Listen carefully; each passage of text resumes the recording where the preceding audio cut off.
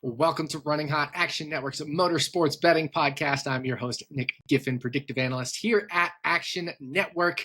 And unfortunately, not joining me this week is my regular co-host, Stevie Young, better known as Stevie TPFL of Roto Grinders. Unfortunately, he is not feeling so hot this week, so we'll let him have the week off. It's just going to be me bringing you picks here for the Echo Park Automotive Grand Prix at Circuit of the Americas here on Running Hot. Last weekend at Atlanta, Christopher Bell took the win in a 3-wide finish that came under caution. NASCAR did throw the caution with Bell 3-wide, along with Carson Hocevar and Kyle Larson. Bell about a nose ahead of Hocevar, who was also slightly ahead of Kyle Larson to round out the top three there. That gets Bell his first win of the 2025 season. Toyota winning manufacturer. Hopefully you were able to get that at 6-1 that I was able to give out after practice and qualifying. I should say not practice. There was no practice for Atlanta. After qualifying, track that at 6-1 in the Action Network app. But this week we are on to Circuit of the Americas. Going to be a bit of a shorter episode considering Stevie is not feeling too well. And me personally, I just don't have a lot of picks. I have a lot of leans here. So full disclosure before we get into the picks, I have not bet any of these, but these are all going to be leans from me. Picks that, hey, if you want to have a little action, have a little fun, you can sprinkle them. I wouldn't go your normal full unit sizes if you are planning on betting these. But just to have some fun, to have a little sweat on the race, I'll still give you my 3 picks for this one. So let's preview Circuit of the Americas. COTA, as it's known as, is one of the road courses on the NASCAR schedule. But this year is going to be a little twist. NASCAR has decided that the full layout, the big, long layout that's like 5.5 kilometers, is a little too long. They want a little more action for the fans, so they see the cars coming around a little more frequently. Also, that way we don't run laps under caution that take forever. So they're trimming the track. We're cutting off the very back portion of the track, the faster portion of the track. And we're going with about a 3.8 kilometer layout, give or take a little bit on these. The exact numbers have still yet to be determined, but we are shortening it. And like I said, we've cut off the faster portion of the track. So we're going to have a little bit slower average lap speed in terms of miles per hour. Also, we're going to have more laps. We're going to increase this from a 68 lap race to a 95 lap race to accommodate the fact that we're going to have, shorter distance to run per lap. So we get about the same total distance in the race. So that's very important because when we're cutting off the speed section of the track, that is going to favor more mechanical grip, more handling, more road course technique, I would think. So what I think is going to happen is it's going to elevate the guys that are typically better at road courses and make this even more advantageous for them. So those would be your drivers like Shane Van Gisbergen, Tyler Reddick, Chase Elliott, these guys that have done so well at road courses year after year after year. And it may hurt some of the guys who aren't quite as good as road courses. Maybe your Brad Keselowski, some of those guys who need that speed section, especially if they have fast cars, fast engines, great aerodynamics. That part is going to be removed a little bit and replaced with a little bit more technique. So that is the first major change we have at Circuit of the Americas this year. It makes handicapping a little bit tougher. The second major change we have is the tires. Goodyear is bringing a little bit softer tire. What that's going to do is it's going to make it a little more grippy. You can drive harder into the corners. You can get a little more from the tires and, try to really put down some aggressive laps and make some aggressive moves. But that also comes with a trade-off. Typically, we see a little bit more tire wear as well. So that'll favor drivers who can manage their tires, but also early in runs, it'll definitely still favor those highly technical road course drivers who can probably get the most out of that extra grip. So again, I think that gives an advantage to these top road course racers. So I think definitely this year's COTA is going to be a little different from past year's Circuit of the Americas. And again, we have a new season, so these teams have had all off season to be able to make changes. This is the first time we're at a non-drafting track in a points-paying race this year. So another thing to consider there. So I really think being conservative with your bets this week is the way to go. If you want to bet on the race, to have some fun, to have some action, totally on board with that. I just don't have a lot of value in this race from a pure, odds perspective, the probability that the bet hits relative to the implied probability of the odds. Now, one other topic we definitely need to discuss is a driver making his NASCAR Cup Series debut. That is Connor Zilisch. He is going to be in the beautiful number 87 Trackhouse car. And this is very interesting. He's going to be racing as a fourth Trackhouse car with teammates Shane Van Gisbergen, Ross Chastain, Daniel Suarez. And Zilisch is known for his road course racing ability. He's run sports cars. He's run all sorts of different cars. He's run the Truck Series. He's run the Xfinity Series. And there's a lot of hype surrounding him. He's been bet down inside of 10-1 to win this race on his debut. And I do want to compare Zilisch to Shane Van Gisbergen, his teammate, because SVG did win on his debut in the Cup Series, but I think the circumstances are a bit different. Shane Van Gisbergen, he came in as a seasoned veteran, right? Many years in the supercars down in Australia, New Zealand. But the Cup car, this current next-gen car, much more like the supercars, so it was a lot easier transition. SVG also made his debut at Chicago, the street course there. Chicago street course is very road racing heavy favored here because it has those walls on each side. So your car placement, your car control needs to be immaculate at that track. And there was also some rain that week. So, a little bit of extra road course racing ability in the rain mattered as well in the start of that Chicago street course race. So I think a lot of circumstances really favored Shane Van Gisbergen. Not to say that Connor Zilisch can't win this race. And immense talent. I think he'll have plenty of speed, but it's just a little different. He's so young. He's looking to become the youngest winner in Cup Series history, and he just doesn't have the same experience that SVG had. There's going to be a ton of Cup Series drivers that are they have all the tricks up their sleeve. They know how to make the right moves. They know how to move you out of the way. They know how to defend more optimally than a lot of the competition Connor Zilisch has faced in the past. So that's still going to be a bit of a learning curve for Zilisch. This also comes, in a spot where it's maybe not quite as favorable for road course racing. Certainly all the changes I mentioned should help, and I do think that plays into Zilisch's hands here. But he's going to be in that fourth Trackhouse car. And typically, when you add that extra car, it depletes the resources a little bit. The fourth car isn't going to get as much attention, as much love, right? Because these other three drivers, Suarez, Chastain, and Van Gisbergen, are looking to win the NASCAR Cup Series championship. They're looking to make the playoffs. They're looking to get race wins here. So they're going to have the top priority resources, pit crews, all those kinds of things you would think here. So definitely like Connor Zilisch this weekend, but I'm going to have a hard time betting on him. But I'll still find us a way or two to work in a little bit of Connor Zilisch, even though if you do follow me in the Action app, I did track him at minus 850 to not win.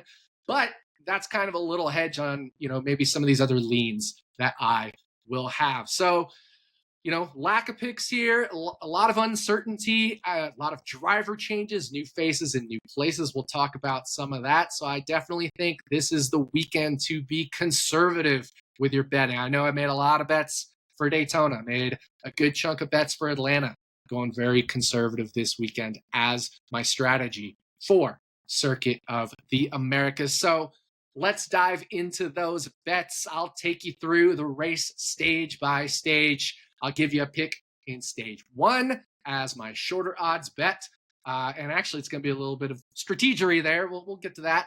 And then I'll give you another pick in stage 2. It'll definitely be a longer odds bet. Finally, drive into victory lane to close out stage 3 with my victory lane pick for Circuit of the Americas. So it is time to throw the green flag on the Echo Park Automotive Grand Prix at Circuit of the Americas and throw the green flag for stage 1. Stage 1 pick for me This is a little bit interesting. We're going to go over to Caesars Sportsbook. Now, I'm recording this on Wednesday. Hopefully, by the time this podcast airs, these lines are still relatively about in the same place, but I've got a bit of a strategy. Caesars Sportsbook has car number to win, and they have a few different over-under options. And when I'm looking at it, I see over 44.5 at plus 130, and I see under 20.5 at plus 115. And what I think you can do here is if you want to play this, right, decrease your unit size, but let's say your smaller unit size here, you can take a little more than half your unit and put it on under 20.5, and a little less than half your unit and put it on over 44.5. So the picks would be over 44.5 car number to win at plus 130 and under 20.5 car number to win at plus 115. And what that does is, as long as we avoid William Byron in the 24 car winning, we're probably going to make money here, right? Because the 21 car of Josh Berry, probably not going to win. He's really long odds here. Joey Logano in the 22, yeah, but he's 50-1. Bubba Wallace in the 23 has never really been a road course contender. So it's Byron in the 24 car. And then you have no cars between 25 and 30, 31. There's nothing, right? So really you're getting up towards, let's say, 41, which is Cole Custer. Probably not a race winning contender. The 42 and the 43, Eric Jones, John Hunter Nemechek. Again, not race winning contenders. But then you get to 45 and above. You've got Tyler Reddick. You've got Shane Van Gisbergen. You've got Connor Zilisch. Those are the top three favorites right there. And they're all above 44.5 for their car number. You can sprinkle in Daniel Suarez, who's, one of the Trackhouse drivers who's got a road course win. Michael McDowell up in the 70 car number range. 71 is above 44.5. Those are both road course winners. So you get a little bit extra here as well, in addition to those top three drivers, plus Alex Bowman in the number 48 car, right? So we get Ty Gibbs in the 54 car. We get a lot of drivers that are inside that top 10, 11 favored to win, plus a couple other very good ancillary pieces in Suarez, Michael McDowell. And then looking at the under 20.5, Christopher Bell. He was arguably the guy that should have won last year, if not for a few mishaps and slow pit stops. His teammate held him up when he was trying to pass him. Little run-in with Kyle Busch. So Christopher Bell probably was the best car in last year's race. And then you get all these other guys, your Kyle Larsons, your Ross Chastains, your Chase Elliott's of the world. So I think by betting both over 44.5 and under 20.5, we're almost avoiding just one car to win, and that was last year's winner, William Byron. But remember, we got that layout change now, so that should potentially affect performance here, which could bring Byron closer to the field again. He's still going to be very good. He's a great road course racer, but you get the idea. By getting plus money on both of these bets, we're really setting up ourselves for a chance to be profitable. We just, got to avoid William Byron, I think, is the very big one here. Certainly, like I said, there's a couple other minor pieces that could factor into the win here, but I think William Byron is the one we're mainly avoiding. So my stage one pick, to recap that, over at Caesars Sportsbook, car number to win over 44.5 plus 130, and car number to win under 20.5 at plus 115. So that will conclude stage one. We're going to throw the green and white checkers on that, come in for our pit stop, and get ready to fire off for stage two. Second stage here, a little bit longer odds. We're going down the odds board, and I'm going to take a driver in a new place this year, Chase Briscoe, to finish inside the top 5 at plus 500. You can get that at Bet365. Still don't mind it at BetMGM at plus 475 as well. If we look at Chase Briscoe, this track, Circuit of the Americas, has arguably been his best road course track. In 2021, we had the rain race. He finished 6th. Then in 2022, he was running close to the front. I believe he was running 6th when he had an incident in the last few laps of the race and ended up finishing 30th, but was running well inside that top 10, close to the top 5.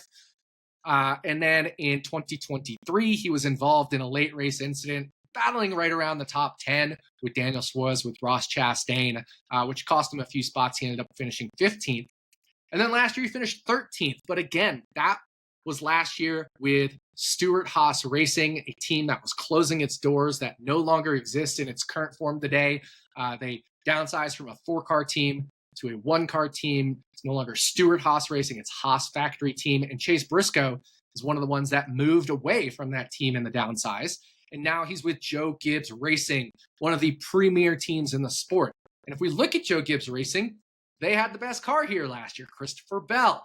Christopher Bell had to pass Ty Gibbs, his teammate at Joe Gibbs Racing, for second place, right? Ty Gibbs held him up a little bit, and they ended up finishing second and third at Circuit of the Americas last year. So we know Joe Gibbs Racing can bring a lot of speed to this track. So this should be an upgrade for Chase Briscoe in a spot where he's already been a borderline top 5 car at least twice and has been a borderline top 10 car the other 2 times. So I think 5-1 is pretty nice value on Chase Briscoe. Again, it's just a lean for me. All of these picks are leans. I have not bet any of them.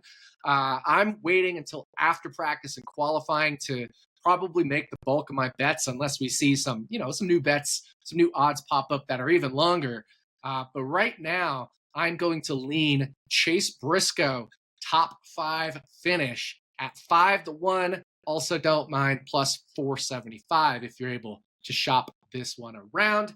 So that is my stage 2 pick. We'll throw the green and white checkers there, and we'll drive through stage 3, finish the race in victory lane with my victory lane pick.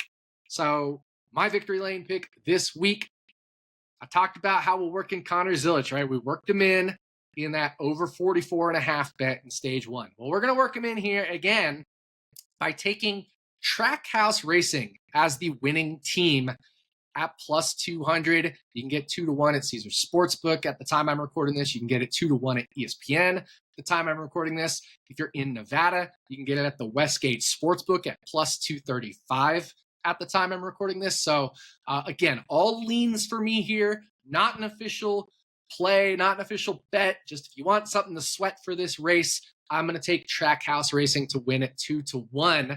And here's the thing. I did the math on this. I looked at Caesar Sportsbook's odds because they have the 2-1 here.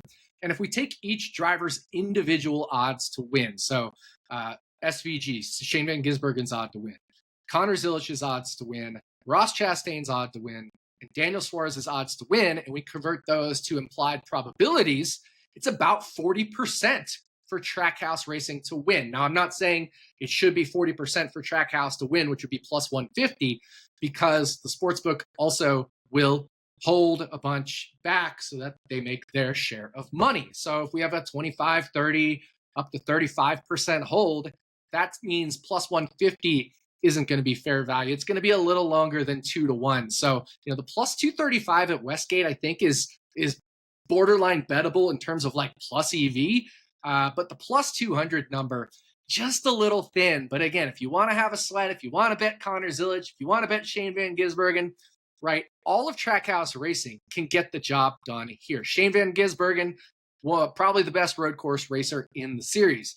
Connor Zilisch, the young hyped rookie that everybody has bet down to under 10-1, looking to become, like I said, the youngest winner in NASCAR Cup Series history.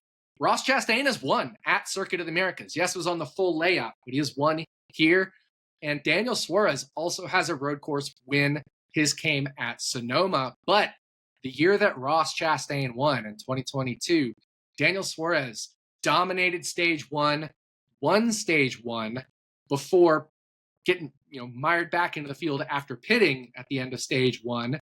And there was a whole bunch of wrecking going around him, and he was caught up in that. But Daniel Suarez has been very fast at Circuit of the Americas in the past as well. So in taking all of Trackhouse Racing to win, you have 4 legit live chances, drivers that actually have a chance to win this race if things play out in their favor. So my victory lane pick, I'm going to lean Trackhouse Racing to win 2-1 if you want to have, a little bit of a sweat on this race. So I know it's a shorter episode. Stevie's not feeling too hot.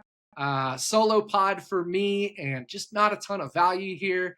But as always, we appreciate you listening to the Echo Park Automotive Grand Prix episode of Running Hot, Action Network's Motorsports Betting Podcast. If you'd like to tail some of the bets we discussed today, look for the quick slip link in the podcast and video descriptions, or go to actionnetwork.com/bet now. We'll be back next week, both myself and Stevie, with hopefully a little bit more fuller episode, more official bets for the Shriners Children's 500 at Phoenix Raceway. Until then, thanks again for listening, and we'll see you back here next week on Running Hot from Action Network.